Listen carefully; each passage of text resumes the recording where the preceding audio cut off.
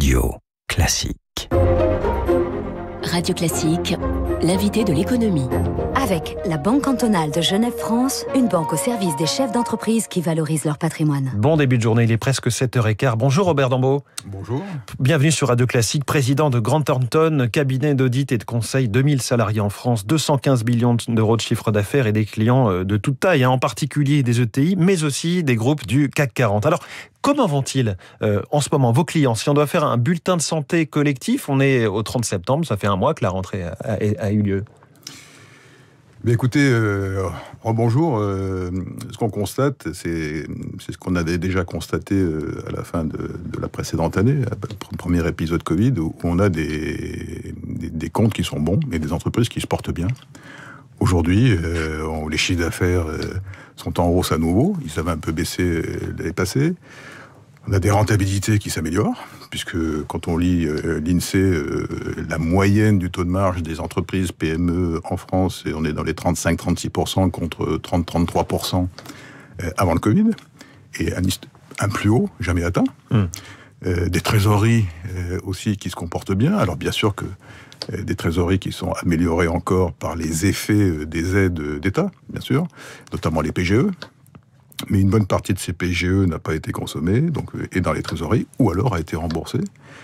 Donc des indicateurs... Les indicateurs sont bons. Est-ce que dans la tête, ça va? Est-ce que la confiance est là? Oui, le moral revient effectivement. Donc on s'en rend compte en France, mais aussi à l'échelle européenne.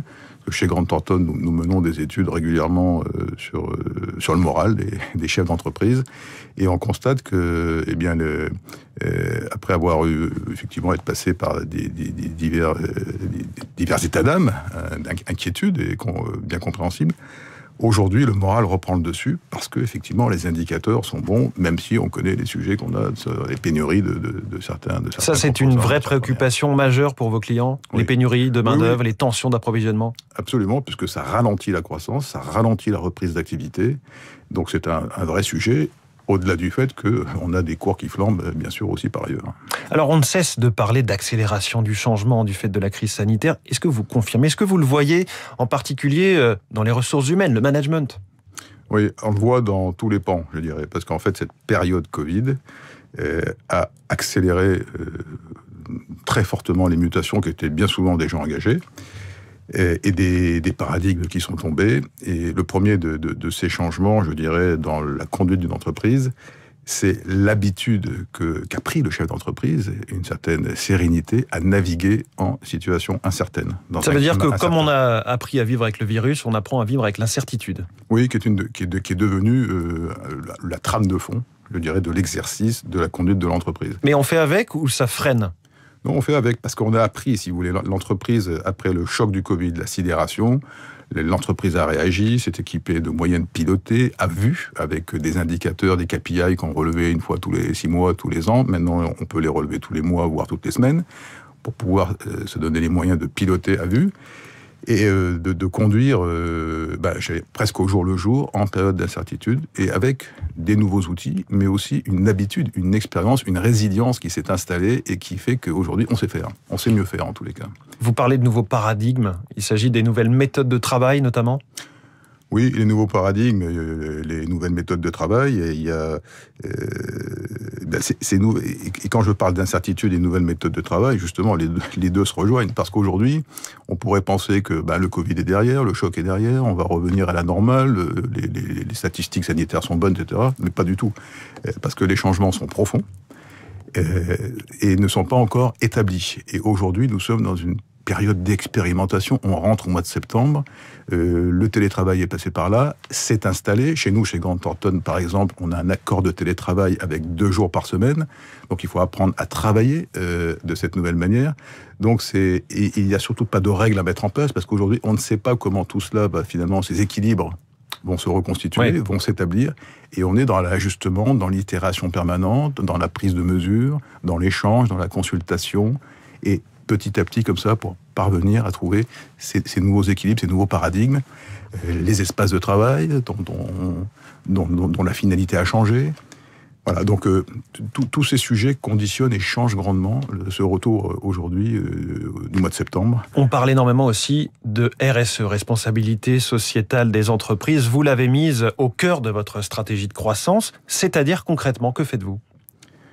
Alors, ce qu'on fait déjà, comme vous l'avez dit, on l'a mis au cœur. On l'a mis au cœur parce que, pour moi, la plus grande disruption, dans toutes ces disruptions dont nous parlons, technologiques, etc., la plus grande disruption, c'est la disruption sociétale ou sociologique, avec ces jeunes qui attendent autre chose de l'entreprise. Et la période Covid a plus que jamais démontré combien l'entreprise était lieu de confiance, puisque à distance, il a fallu travailler à distance, il a fallu faire confiance, se faire confiance dans les deux sens, donner confiance, donner la confiance en soi. Quand un collaborateur est loin, il faut qu'il ait confiance en lui malgré tout pour travailler, donc la confiance. Et puis le lien social, créateur de lien social, l'entreprise, parce que dans un univers où vous rencontrez plus personne, finalement, votre seul lien social, ça se passe derrière votre écran, quand vous êtes confiné chez vous. Et l'entreprise doit avoir un rôle non seulement de pouvoir organiser le travail, mais de créer quelque chose pour maintenir un lien, pour maintenir l'esprit de l'entreprise, la culture de l'entreprise, et puis maintenir des collaborateurs en situation de difficulté personnelle parfois, à flot, les aider. Donc plus que jamais, oui, le lien social, créateur de lien social, entreprise créateur de lien social, c'est affirmé, et donc la RSE, ce sujet du lien social... Oui, on parle d'un management de proximité notamment. Il y a aussi cet enjeu qui monte, l'enjeu cyber, la cybersécurité, les attaques informatiques à tout va. C'est le prochain grand risque sur lequel vous travaillez. Alors oui, on dit, les grands experts disent, les hommes politiques disent que la prochaine crise, le prochain grand risque, le prochain virus, ce ne sera pas le Covid, ce sera assurément, certainement, on ne sait pas quand, mais bientôt, en tous les cas, un risque majeur qui va se déployer, qui va se traduire en réalité, risque cyber. Et effectivement, ces nouvelles formes de travail, le télétravail, la digitalisation, numérisation, toutes ces chaînes qui sont organisées à travers la machine, l'informatique, avec des gens qui sont à distance, donc des procédures qui ne sont pas encore établies de sécurité, eh bien, c'est des portes ouvertes aux escrocs de l'informatique. Et le baromètre Euler-Hermès nous démontre que les fraudes et les attaques cyber sont en forte hausse, avec une accélération aussi du pourcentage de fraude réussie. Alors c'est la fraude au président, qu'on connaît bien, on se fait passer pour le président, pour déclencher des virements, etc. La fraude aux faux fournisseurs, la fraude aux faux clients, et puis des attaques cyber type ransomware ou extraction de données, extorsion de données plutôt, devrais-je dire, et avec destruction parfois des données. Donc voilà, donc des faits majeurs, puisque soit ça se traduit par des pertes d'argent, des virements qui sont donc importants à l'étranger, quand c'est la fraude au président, etc. Ou alors c'est des prises en otage de l'entreprise, de son système d'information, de ses données, ou de la confidentialité tout simplement des données qui peuvent parfois être exfiltrées vers l'extérieur. Le coût de la menace cyber, je le retiens, et je retiens aussi cette règle numéro 1, c'est qu'il ne faut pas mettre de règles face aux nouvelles formes de travail. C'est ce que Robert Dambaud, président de Grant Thornton, nous a dit ce matin en direct sur Radio Classique, invité de l'économie. Merci beaucoup et bonne journée. Merci à vous. 7h22, les journaux.